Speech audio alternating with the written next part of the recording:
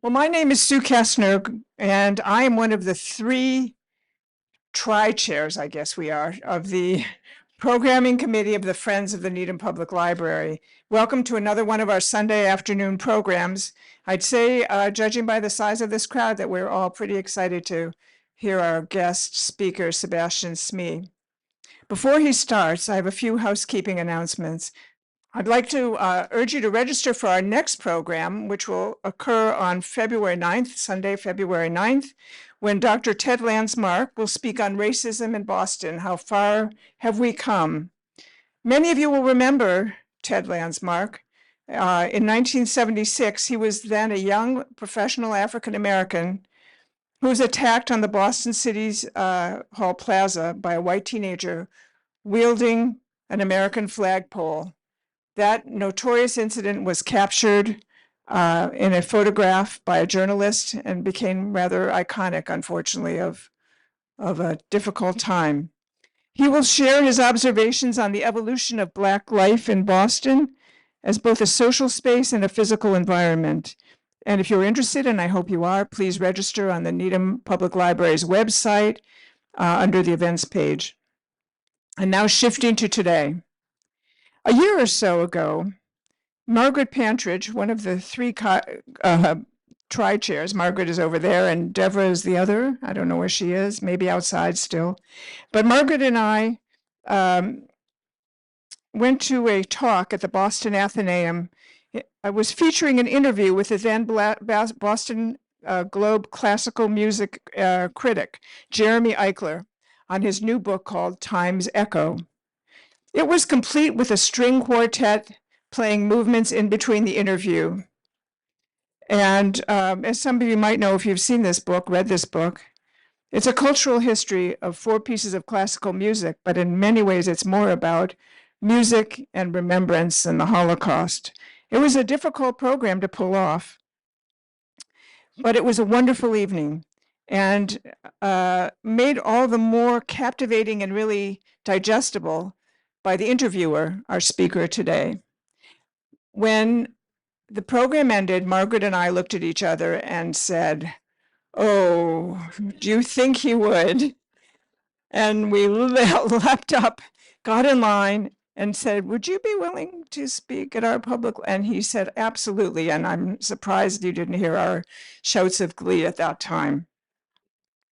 The size of this audience tells me that many of you are very aware of our speaker's impressive bio already. He is an art critic for the Washington Post and the author of several books. The newest is the topic of his talk today, Paris in Ruins, Love, War, and the Birth of Impressionism. He won the Pulitzer Prize for criticism in 2011 while working at the Boston Globe. He taught nonfiction writing for several years at Wellesley College and has written several other books, notably The Art of Rivalry, 4 Friendships, Betrayals, and Breakthroughs in Modern Art, and some books on Lucian Freud also. In reading Paris in Ruins, I was struck again and again how challenging this book was for an author to write. He was speaking again about the backdrop of such incredibly tumultuous times in Paris and France, 1870 to 71, which Victor Hugo called the terrible year, and to me that it was a massive understatement.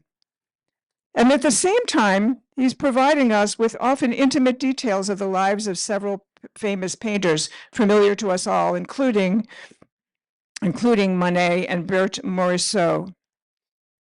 As the New York Times reviewer recently said, Smee has a gimlet eye. I had to look it up. Did you? I was like, who understands this as I'm reading it? He has a piercing stare. He notices everything. So Smee has a gimlet eye, a seductive style, and a novelist's feel for character and for incident. And with that, it's my pleasure to introduce to you our speaker.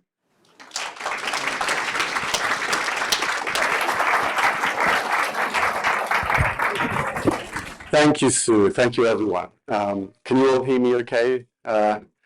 I hope so. What a lovely introduction. I'm so happy to be here. I got here a little early. I had a walk around the library. It's such a wonderful building and space. And I want to thank not only Sue, but her fellow co-chairs and all of the other people who've made this possible. And you know, I just want to say how much I appreciate it.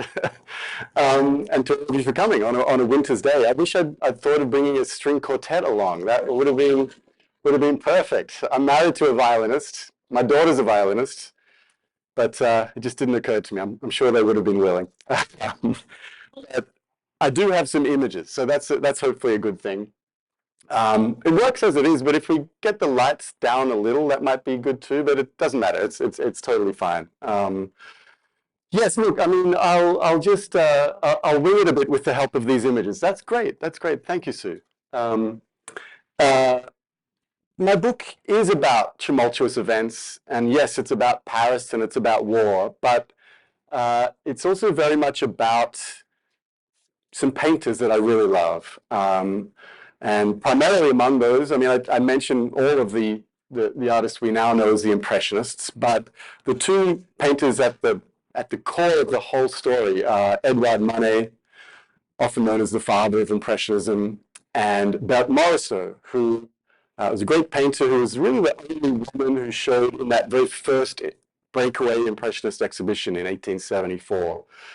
Some other Impressionists, notably Mary Cassatt, many of you will know, joined some of the later iterations of the Impressionist shows. There were 8 of them altogether.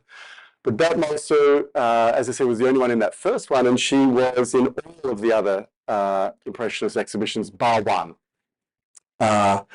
So I thought I'd just start by talking a little bit about these central characters before we get into the darker subject matter. And what you're seeing right here is a painting that Manet did of Berthe Morisot. This is a detail in about 1872, but it's such a gorgeous picture. I just wanted to have that there before we started. But the very first painting that Manet did of Morisot was this painting. Some of you may have seen it. It's usually in the Musée d'Orsay in Paris. It's called The Balcony.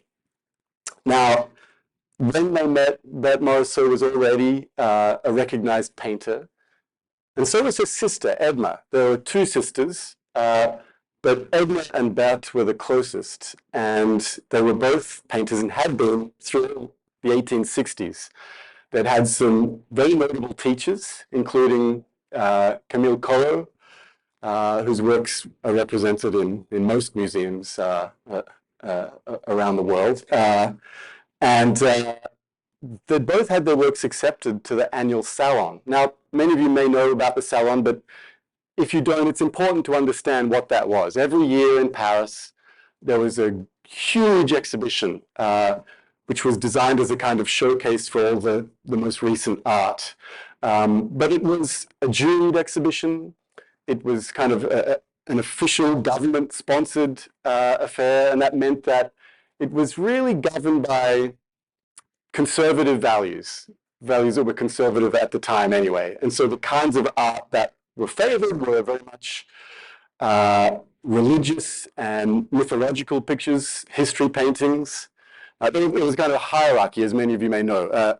At the top were history and religious and mythological paintings, and then portraits were next, and then landscapes and genre pictures and still lifes. So the whole thing was extremely hierarchical, and a lot of the painters who became known as the Impressionists were struggling against this system, if you like. They were frustrated at having their works continually rejected. Sometimes, however, they were accepted, but they really felt that they were mired in this kind of conservative mentality that had no time for what they wanted to do. In many cases, what they wanted to do was to paint contemporary Paris, which was going through enormous upheaval at the time. Most of Paris was being rebuilt all through the 1860s by Baron Haussmann under the instructions or with the sponsorship of Napoleon III.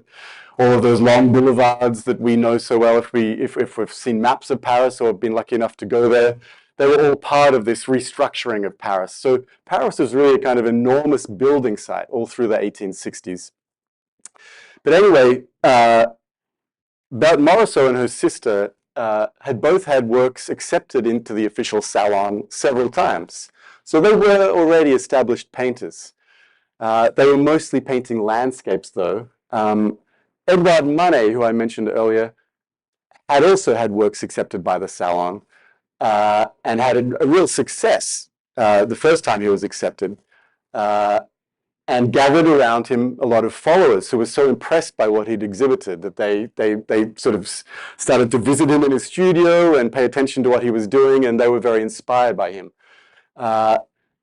He then, of course, underwent, in some ways, a kind of terrible decade, because he painted a lot of very controversial works that were either accepted or rejected by the salon, but in any case, when they were seen, they brought about a huge antagonistic reaction, both from the press and from the public. He was ridiculed, he was derided, and he really suffered terribly. But he still had these followers, this group of painters who thought that what he was doing was fresh and new, and they were very inspired by the way he painted and by the kinds of subjects he was painting. So when he met Berthe Morisot, we're talking at the end of the decade, the end of the 1860s, they met in the Louvre, and she obviously had heard of him, and we believe that he'd heard of her and probably seen her works at the salon. But they were in the Louvre, they were introduced by friends, and some kind of a flirtation seems to have occurred. And almost immediately, Manet asked her to sit for a portrait that he wanted to paint, or not a portrait, a bigger painting. He wanted the painting to be a kind of homage to Francisco Goya. At the time, and really all through the 1860s, Manet was obsessed with all things Spanish, and particularly the great Spanish painters Velázquez and Goya. And so there was a painting by Goya that he knew and loved, which had a similar kind of format to this. It was actually a painting of courtesans on a balcony. And he decided he'd like to kind of riff on that painting. And because Berthe Morisot had this sort of darker hair and dark eyes, she reminded him very much of the women the Spanish women that Goya painted. And so he said, "Would you sit for this painting that I'm intending to paint?" And she said yes. Now, it was quite a big thing for her to say yes, because she was from a wealthy upper middle class family. She was unmarried. She was 29 at the time. And for her to agree to sit for a painting by a painter who was prone to scandal was in itself to invite a bit of scandal. So all credit to her for doing it. And then when the painting was finished, by the way, her mother came to chaperone her when she went to Manet's studio for sittings, just to avoid any potential scandal. When the painting was finished, it was accepted to the salon. And that year, Morisot herself didn't exhibit. So she had to go along to the salon and worry about the kind of reception that this painting would get, because pretty much everything Manet painted received a negative reception and was the kind of talk of the town. So one of the great things about Berthe Morisot is that she was very intelligent, wonderful, interesting personality, temperament. And we know all this not only from letters and accounts by people who knew her, but from her own letters. And one of the great letters she wrote was her account of the 1869 Salon. The reason she wrote this letter was because her sister Edma had recently got married and moved away from Paris. She'd married a naval officer, so she was living on the coast, and she'd really given up painting. She was busy. They had quickly had a child, so she was busy with the child. And in so many ways, looking at the career of Berthe Morisot against her sister Edma, it's very poignant, because you see the kind of direction that Berthe Morisot's career could have taken. In other words, it could have come to an end in the same way that Edma's did, if she'd married and had kids. But what happened instead is that she went through a terrible, traumatic period, which we're going to get to in a moment. This is a painting that she did of her sister Edma. Again, it's a bit of a detail. Some of these photos, I'm sorry to say, were just taken on my cell phone. So apologies for the poor quality, but it's probably about Morisot's most famous and most beloved painting. It's called The Cradle, and it shows Edna with her, actually her second child. But it gives you a feel for that Morisot's very open brushstrokes, a beautiful ability to convey the gauziness of the net around the child, and this newly burgeoning Impressionist aesthetic, which we can talk about more shortly.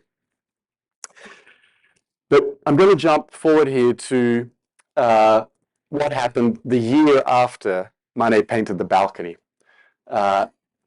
And I really have to sort of step back a little bit and get into sort of geopolitical mode, so forgive me. But basically, and some of you may know this, I've found in talking about this that when people think of Paris in wartime, they're often pretty familiar with Paris during the Second World War, perhaps the French Revolution in 1789 and the years after that. But many seem to know less about what happened in 1870-71. If you already know about it, please forgive me, but I'll just explain the basics. It really was, as Victor Hugo said, a truly terrible year. And one of the things I wanted to do with this book is just to convey, you know, how bad things got and how complicated it really was.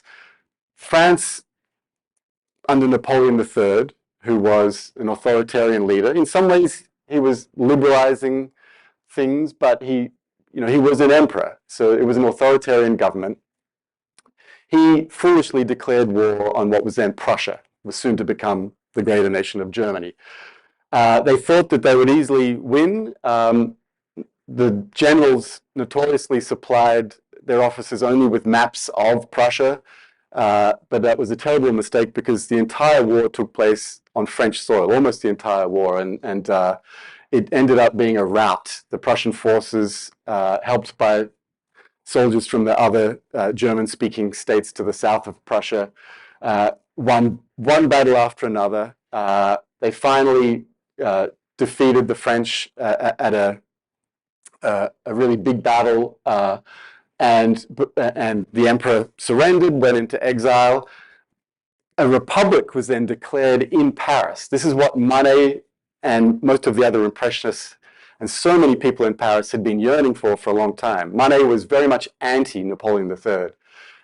So when, in this sort of emergency situation, a republic was declared, Manet and so many other Parisians celebrated, still feeling that the French army would beat Prussia, that they would triumph in the end, even though they'd had some setbacks. So there was this optimistic period in the city, but while that optimism was flaring, the Prussians were descending on Paris, and before you knew it, Paris was surrounded by an enemy army. Most of the male population within the city joined the National Guard. The city was transformed into a sort of giant military barracks in many ways. All the trees were cut down. Ahead of the siege, farm animals and other food supplies had been brought in from the outskirts of Paris and the surrounding countryside. And the whole city got on a war footing.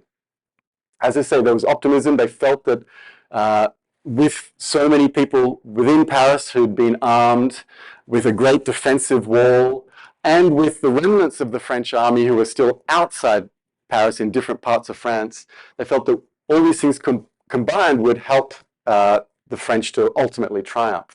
But in the meantime, they had to survive a siege. Now, this siege ended up being the coldest winter in living memory, and there wasn't sort of well-organized rationing, so it wasn't too long before food started running out, especially for the poorer parts of the population. But before that, the Parisians had to deal with a problem, which was the problem of just communicating with the outside world, including those parts of the army that were still at large and who hadn't been defeated, and were trying to sort of reorganize to come from the outside and defeat the Prussians. So the only way to get communications out of the city was by balloon.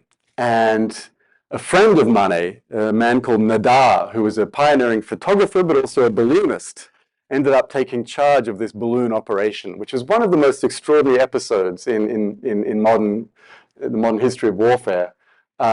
This is a painting of one of the early balloon flights out of Paris. This is the hill at Montmartre. Many of you may know this is before Sacré-Cœur was built, but it's right near the top, and it's called the Place Saint-Pierre now. In fact, it was called that then, I think, as well. And this balloon in particular, well, there are two of them, but one of them was taking a very important person, Léon Gambetta, that's him there. He was a great Republican leader, a fiery orator, and yet another friend of Manet. I mention all that just because, you know, Manet and Morisot both had a lot of connections to some of the leading political players in this whole story. And Gambetta was certainly one of those.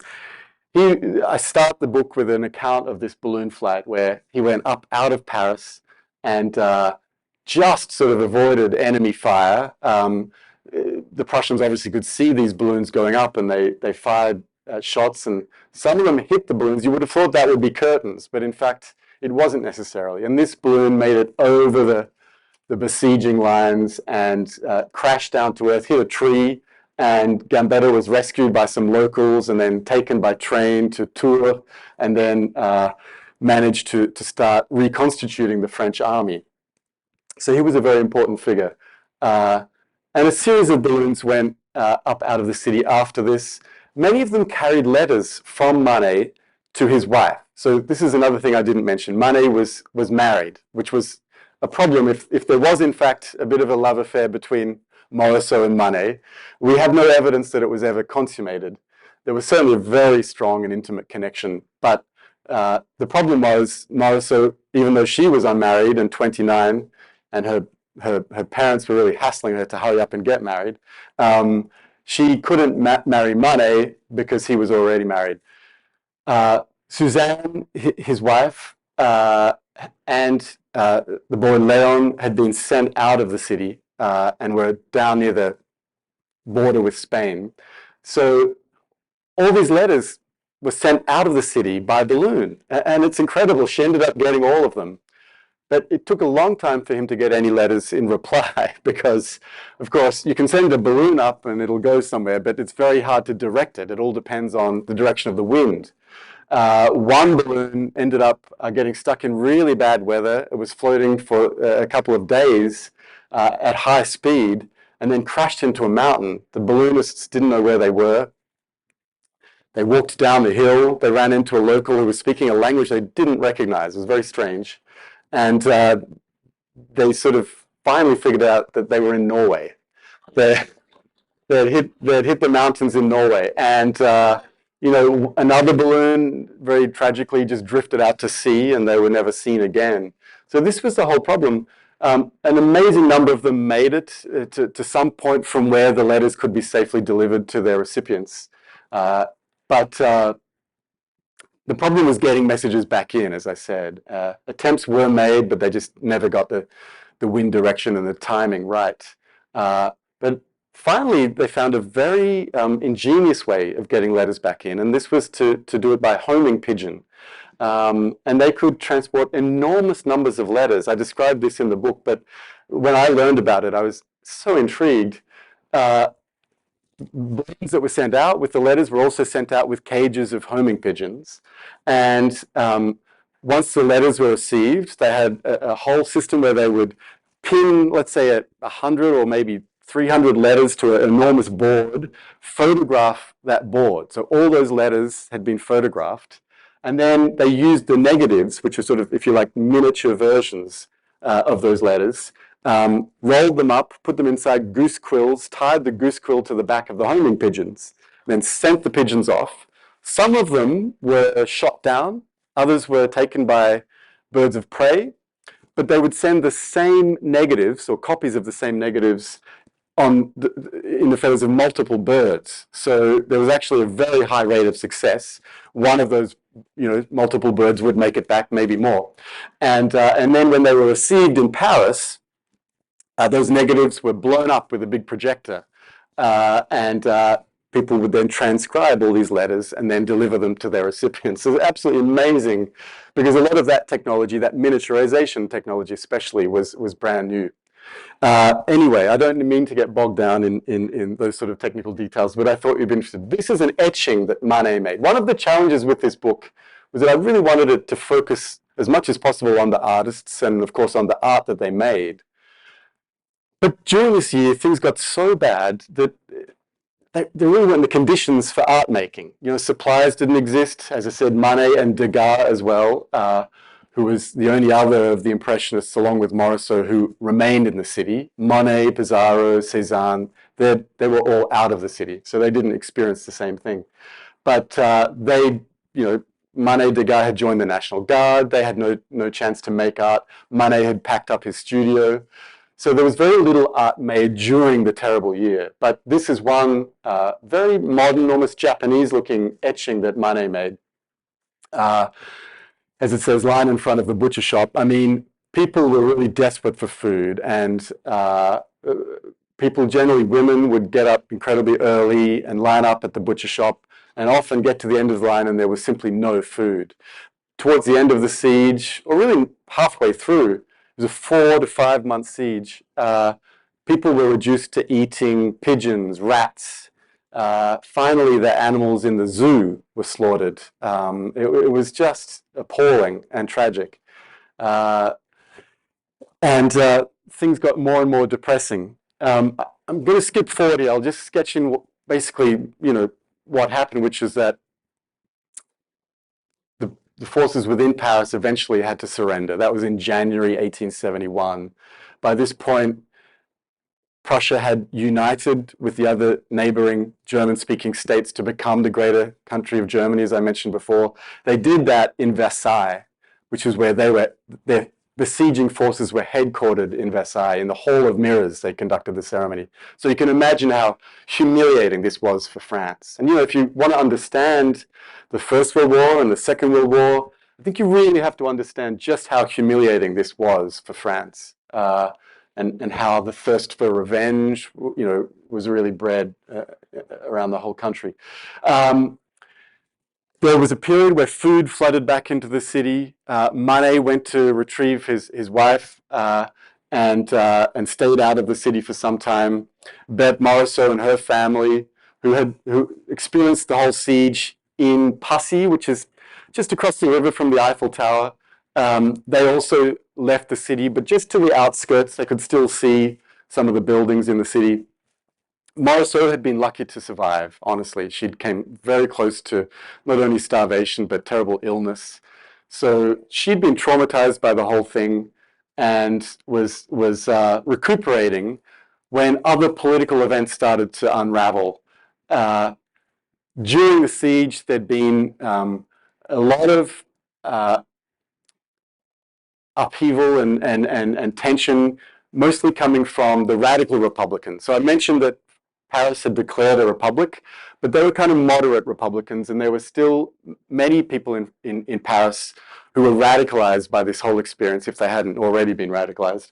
And they felt that this provisional government was not doing a good enough job in defeating the Prussians. They tried multiple times to break out of the city, but each time they were defeated and there was tremendous loss of life.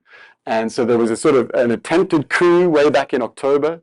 But by January, and by the time they surrendered, these radicals, who were sort of the working class really of Paris, as well as journalists and some other people, were so disillusioned and so upset that they began to organize, and within a couple of months they staged a kind of insurrection or coup, and established their own alternative government within Paris called the Commune. And the government forces were forced out. They also retreated to Versailles. The Germans had barely left. In fact, some of the German forces were still in the vicinity. But now Paris found itself besieged again, this time by the French army. So it was a kind of civil war situation. In the meantime, this government within Paris was sort of very idealistic in many ways. Courbet, the great realist Gustave Courbet, was one of the committee members. He took charge of the Louvre and all the other sort of cultural aspects of Paris. And there was a lot of, they were issuing edicts left, right, and center, trying to create a better, more democratic society.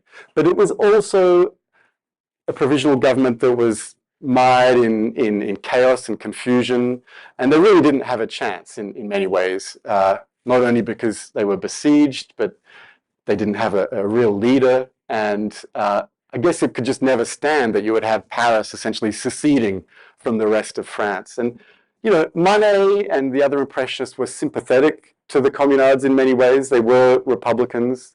They were disillusioned themselves by many things, but Manet could see that this could never work. You could never have a separate government. And so he was very cautious about it and very careful to maintain a distance from the Commune. Eventually, the worst came to pass. The government forces, led by a family friend of Berthe Morisot's parents, a man called Adolphe Thiers, came back into the city and crushed the Commune after a week of terrible, appalling violence, still known as Bloody Week, La Semaine Sanglante in French. And, you know, there were summary executions on every street. There were the Communards, as they retreated, set fire to some of the most prominent buildings in France, including the City Hall, the Stock Exchange.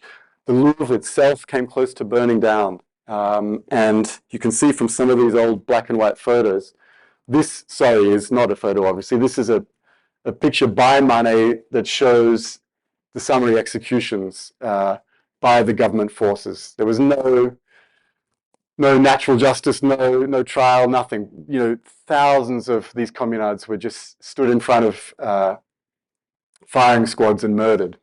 They retreated to the cemetery Père Lachaise. This shows you some of the defenses, the barricades that they set up, but it ended in sheer chaos. And this is the Rue de Rivoli. Many of you may have walked along it as you get a hot chocolate from Angelina's or go to the Louvre. I mean, this is what it looked like during that week. And that's where some of those really big buildings were burned down. That's Adolphe Thiers, who became a villain. I mean, you know, and perhaps quite rightly, but for ordering this very violent retaking of the city. But in many ways, he was a moderate. He was conservative, but he wanted France not to be an absolute monarchy or an empire, but a sort of constitutional monarchy along the lines of the British government. But he came to feel, along with Leon Gambetta, the Republican, they ended up both as relative moderates, one a Republican, one a constitutional monarchist, working together to secure France as a republic. But that took about 10 years after this period before it was properly established. In the aftermath of all this tumult, and I'm winding up soon, I promise, Berthe Morisot and Manet spent a lot of time together. They'd both been through this experience that was sheer hell, really. And like I said, it's something that distinguished them from the other Impressionists who'd been out of Paris. And Manet started to paint a series of portraits of her. This series really, I would rank as one of the greatest records of intimacy in the history of art. One of them, actually, many of you may have seen if you've seen the exhibition at the Gardner Museum right now. It's a less well-known picture. That exhibition is about Manet and his family. So it's got Suzanne and the boy Leon I mentioned before, whose paternity is disputed. But it's also got Berthe Morisot, and the painting that's on display there. It's a real joy to see. It's very sketchy. It belongs, I think, to the Cleveland Museum of Art. But anyway, this is probably the greatest of them. It's not a huge picture, but it's to me it really expresses the tenderness, the affection, and the intimacy that they had for one another. But because Morisot couldn't marry Manet, she married the next best person, Manet's brother. And he ended up being a really terrific husband. This is another of Manet's portraits of Berthe Morisot. And yeah, Eugène Manet, Édouard's brother, ended up being a terrific husband in the sense that he really supported her career as an artist.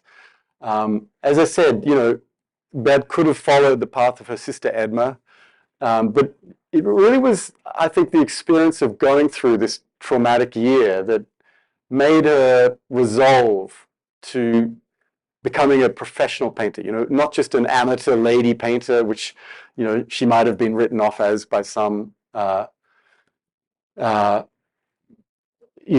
some critics and other people, but a serious painter with serious ambition who was determined to make money from her art. And we know that it was that experience that made her make that determination, because she wrote a letter about it to her sister. It's one of the most poignant letters you could imagine, because she's writing to her sister who, as I said, had to really give all that away. But she's saying, I love your life, I love you, I respect your decisions, and you've done the right thing for yourself. But for myself, I have decided I'm going to stick with painting and make a career from it. And when you think of her importance, in the history of 19th century and just modern art generally, you can see what a momentous decision that was.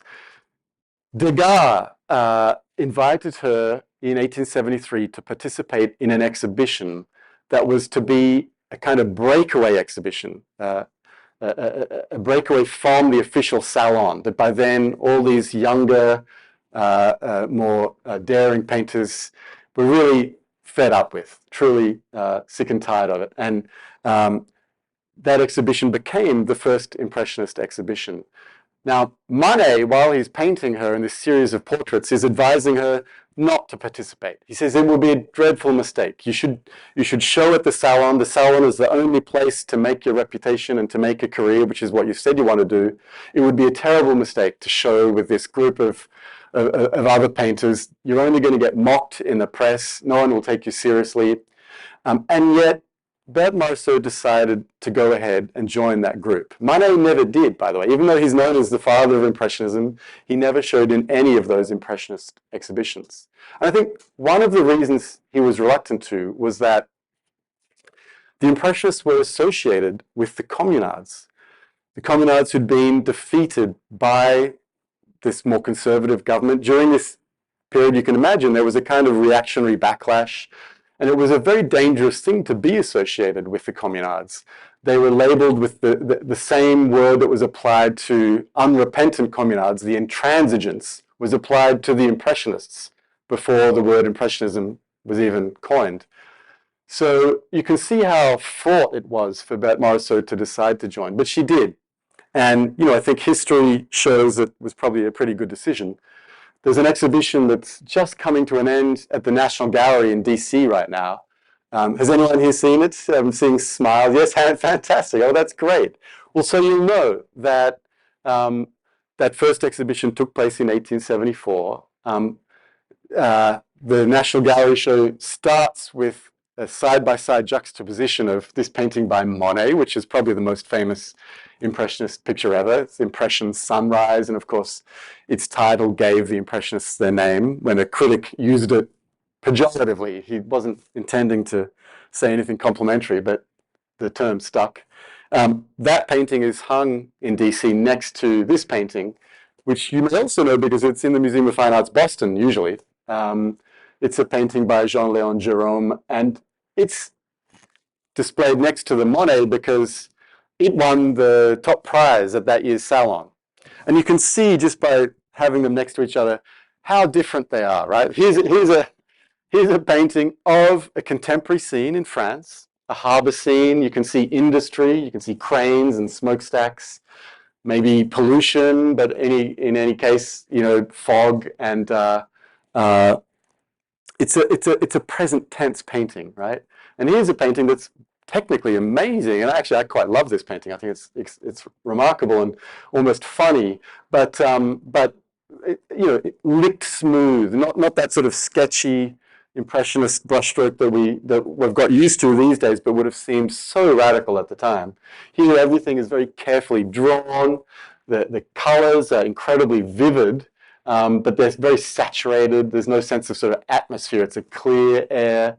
It's obviously an interior, and it's magnificent, but it's set in the past. It's involved in a kind of storytelling, if you like, that didn't interest the Impressionists at all. They wanted to get away from that kind of storytelling and illustration and political and religious rhetoric. They were really against all of that. This painting is also in the DC show. Again, it's a bit of a detail, but it's a painting by Manet, and it got accepted to that year's salon. Remember I said that Manet was saying, no, don't join the breakaway group. Well, he submitted work, as he did every year, to the salon. This one was accepted. Again, it got mocked by the members of the press. Terrible people, art critics, by the way. They're awful. And they're always getting everything wrong. But yeah, it's now a very celebrated painting by Manet, and it's of one of his favorite models, Victorine Meurent, who there are a couple of pictures of her by Manet in the Museum of Fine Arts. And there's also a self-portrait by her, a recent acquisition by the MFA, which is wonderful to have because she also took up painting herself. Anyway, just to wind up, this is one of the pictures that Morisot made on her honeymoon with Manet's brother Eugène. It's on the Isle of Wight. And it shows that she was getting away from landscapes and becoming more and more interested in people, and she had a particular feeling for views through windows and interiors, often showing thresholds, doorways, often young girls and women. She was very interested, I think, in people who are on the cusp of something, let's say on the cusp, the verge of, the interior as it turns into the outside, or you could almost say the cusp of adulthood, or from childhood into adolescence, all these sort of in-between states. And I think that goes to this feeling I have that she was very interested in transience, in things that were ephemeral. And I think that's a sort of value we associate with Impressionism, isn't it? This idea that, okay, here's this view right now, but it's going to look different in a minute, in an hour, in another season, in another year. Things are always changing. And, I think that Berthe Morisot was one of the greatest of the Impressionists because she really found a way to communicate that kind of feeling of flux. I haven't really got great examples here, but here's one in a way. But her brushstrokes got looser and looser and looser over the following decades. And there are many paintings you see by her where you can still see the bare canvas, and her brushstrokes are almost every stroke is sort of distinguishable from what's around it. And I think that was her way of expressing this feeling for transience and of how life is always changing. And I can't help feeling that that's connected in some ways to what she went through during the terrible year. She saw everything that she knew, sort of the carpet pulled out from under her. Everything that seemed solid and stable was turned upside down. This incredible city of Paris, the city that Walter Benjamin called the capital of the 19th century, came close to annihilation, and self-destruction as well as destruction from outside. So, and she, as I said, was lucky to survive. So I end with some stories about Morisot in the book, but also about Manet and about the establishment in France of a republic, because in many ways, politically, that was at stake. That was what was at stake. Was France going to stay an imperial regime? Was it going to revert to being a monarchy, which is what a lot of people wanted? Or was it going to be established as a republic? And it took about a decade after the terrible year to sort of be secured, but the republic was finally established, and Manet had a chance to celebrate that. But very shortly, I'm afraid, after that, he got very ill, had to have his leg amputated, and he died. But Berthe Morisot lived longer and produced some of the most important paintings of the early modern period, I would say. When I say early modern, I mean, early modernist period. The Impressionist movement, after all, was the first avant-garde movement in modern art. So I'll wind it up there. I'm so grateful for your attention. Thank you.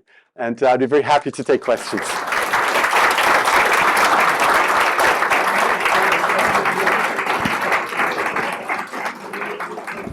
Thank you so much. That was wonderful. Now, do we have some questions? Oh, Margaret. would there have been an Impressionist movement without the Franco-Prussian War and the terrible year? That's a great question. I mean, I think the answer is yes. I do think that. I mean, I think that um, so many of the things we associate with Impressionism were already happening before the Franco-Prussian War. Many people would date the first Impressionist painting to one of the paintings that's often held up. I mean, it's arguable, but Claude Monet and Renoir both painted on the banks of the Seine a series of paintings of a place called the Frog Pond. And one of those pictures by Monet is at the Met now, actually. And you look at that and you think, okay, that's probably the first Impressionist painting. One of the things Monet was painting were the sort of reflections coming off ripples of water. So you can see how that was really suited to this new Impressionist aesthetic of broken brushstrokes, which, you know, the painters who did well at the Salon were all about concealing every brushstroke and having a very licked, smooth surface. So that was Monet breaking into this new aesthetic. And even before that, you have painters like Delacroix and Renoir, and Courbet and many others who did paint with looser brushstrokes, but not to the same extent that the Impressionists did. But having said that, I do feel that the political context of the Franco-Prussian War and the Commune show that, and when you know that all the Impressionists were Republicans, who were very anti-Napoleon III, and they were championed by Republican critics writing for Republican journals, then you see that their decision to break away from the Salon had this intensely political dimension, which tends to get underplayed these days. And I think going through that experience really helped motivate them to sort of really push for what they wanted and for a whole new aesthetic. They were sick of this official government-sponsored aesthetic and the fact that they'd been rejected so many times from the Salon. So I think it really, if you like, concentrated their minds and made it seem a much more viable thing to set up an alternative show. But it's a great question. Thank you, Margaret. Is there any, going down to a much smaller scale, is there any evidence that Morisot felt a tension between her role as a painter and her role as a subject of Manet's painting? That's also a great question. And I think even today there's still some tension about that because Manet's paintings of Morisot are so well known. And I think certainly until recently anyway, Morisot's paintings were less well known. Look, she's always had visibility. She's known as the only woman impressionist. Her works are in museums around the world. But definitely she's been the least recognized. You know, all those other men got more recognition than she did. And I think that's incredibly sad, and it doesn't reflect her brilliance as a painter. You know, I think she was one of the most brilliant of them. But I do feel that's changing, and I feel over the last decade especially, there have been so many wonderful exhibitions. I think what really made me decide I really wanted to write this book was going to review a big traveling about Morisot retrospective. I drove up to Quebec City to see it, but it also came to the Barnes and I think to the Dallas Museum of Art and a couple of other venues. But that wasn't the only one. There have been quite a few in recent years. And I think more and more people are recognizing just how important she was and is. And in fact, there's going to be an exhibition later this year in San Francisco at the Legion of Honor about Manet and Morisot. And I expect that will be another case of really showing that she was at least his equal. And, you know, well, I mean, what does that mean, equal? We don't need to sort of think of it in those terms, but it is very interesting to note that this is what I expect the exhibition to make clear, she influenced him just as much as he influenced her. And you can see that in these stylistic shifts that took place in the 1870s after the Franco-Prussian War. So thank you. But did she feel the tension? Okay, I didn't answer that part of the question, I'm sorry.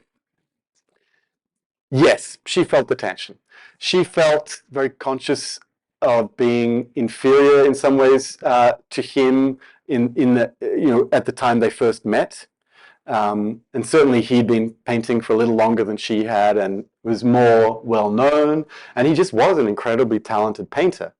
And And there's one episode I describe in the book, which was sort of mortifying for her, where she was having trouble with a double portrait she'd made of her mother and sister, and she asked another painter she knew for some advice. He wasn't very helpful, and so then she spoke to Manet, and he said, "Okay, I'll come round to the studio."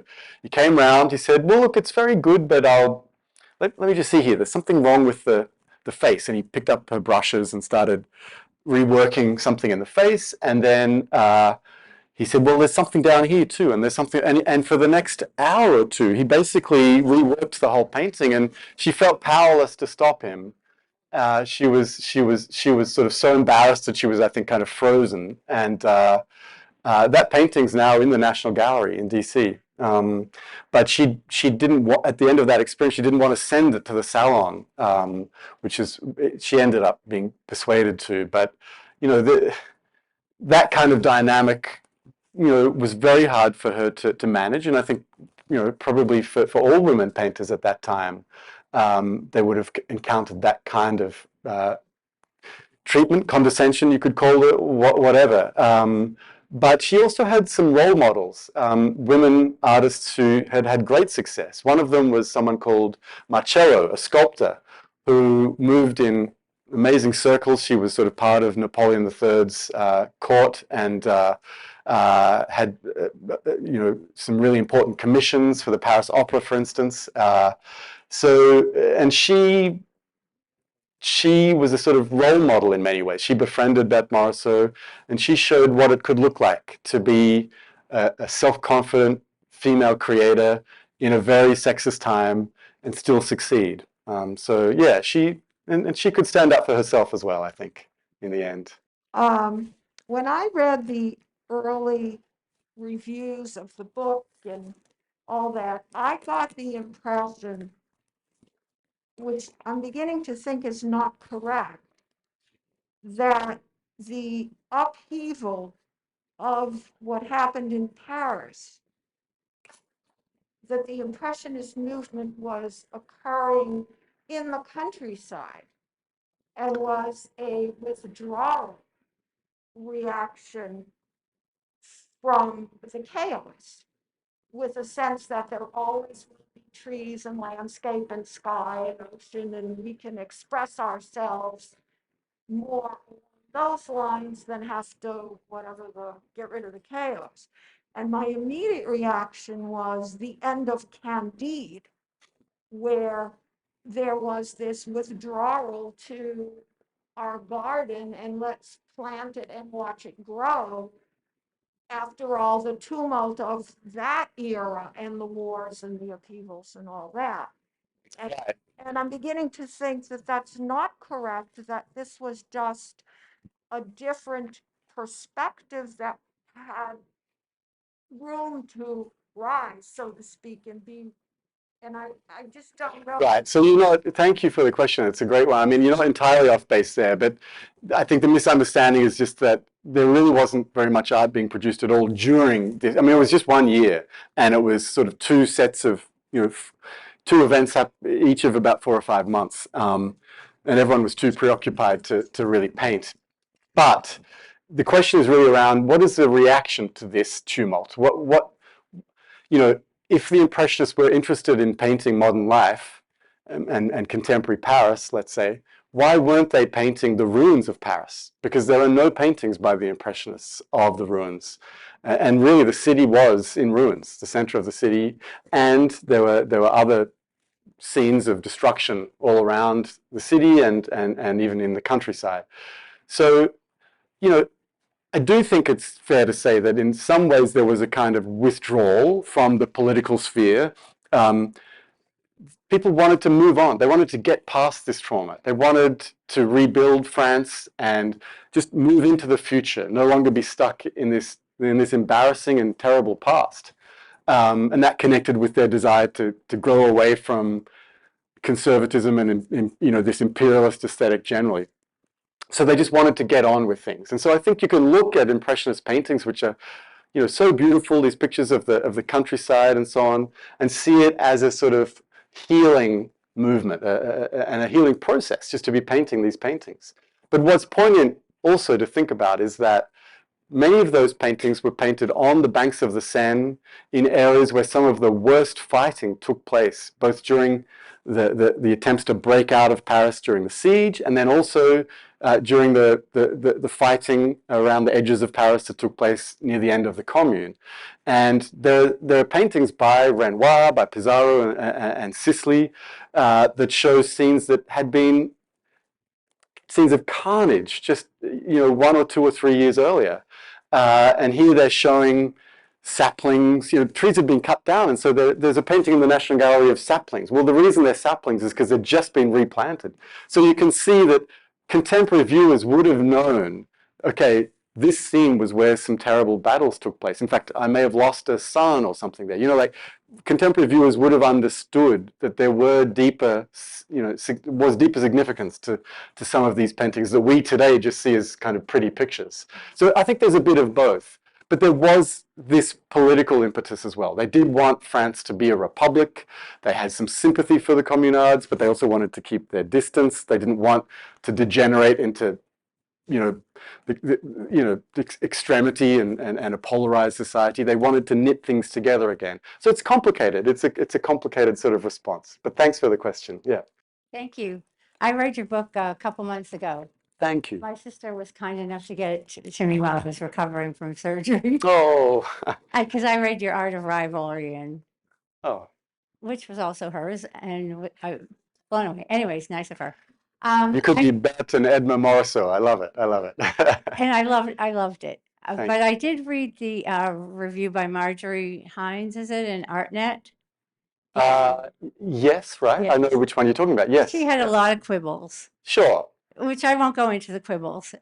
They were all justified. All justified. Well, I didn't do my own research, so I'll let that go. But at the end, I did understand her quibble, and that was the no footnotes.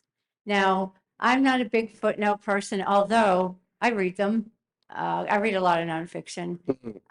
So I was just wondering about that, how you felt about her. It's a fair question. I mean, it was my editor's decision not to have footnotes. He didn't want the book, which was already on the long side, I guess, to be even longer. Also, I'm not a scholar. I'm an art critic. I'm a journalist. During the time I wrote this book, which took longer than it should have, I also wrote. I mean, the book's about 200,000 words. I wrote probably 200. I was trying to figure it out the other day. I probably wrote at least 200,000, maybe 250,000 words for the Washington Post during that same period on so many different subjects. So, all that's just to say, I mean, in my bibliography and my note on sources, which I have at the end of the book as well, I register my gratitude to all the scholars that I relied on. I've read so many books. My house is still filled with books, both on this period in social and military history, and just 19th century France generally, and of course all the huge art books and catalogs. And I've depended on all of those, and they're all in the bibliography, but there aren't footnotes. So I think if I remember, I can't quite remember the details of that review you mentioned on ArtNet, but I think one of the quibbles was just with this question of, am I saying too strongly that these events caused Impressionism? I feel, in my book, I feel I'm not really trying to say that, and I've already sort of answered a question around that. The seeds of Impressionism pre-existed these events just by a year or two. I mean, it depends. You could say even further, but certainly the first Impressionist paintings came before these events. But I'm just so conscious that you can't, as a nation and as individuals, these individual artists, you can't go through an experience like that without it having some effect. And I see, my argument is that effect can be felt in, both through their political views and their decisions on how to organize, i.e. the breakaway Impressionist show, but also in their style, in their aesthetic, their embrace of transience. And I think that's an argument that you can accept or reject. That's completely, it's a sort of subjective case to make. Right. Yeah, and I think that's completely fair. Right. Well, thank you. You certainly don't. You don't have to. I mean, yeah. I mean, one of the things I've always felt in the art world, there's so many impressionist shows and catalogs and books. You know, they'll often mention the Franco-Prussian War and the siege and the Commune, but it'll just be a paragraph or maybe a short chapter, and then they quickly move on. When I read histories of that period and then started to put them together with the letters I was reading by Morisot and Manet and Morisot's family, you know, I compiled a chronology, which is not just sort of week by week or month by month, but almost day by day. And when you put them together, you realize just how bad things got and how complicated it was. And I felt if I can contribute anything, it's just to try to knit these two things together, the artists and the wider history. But yeah, thank you. Thank you. Thank you. That,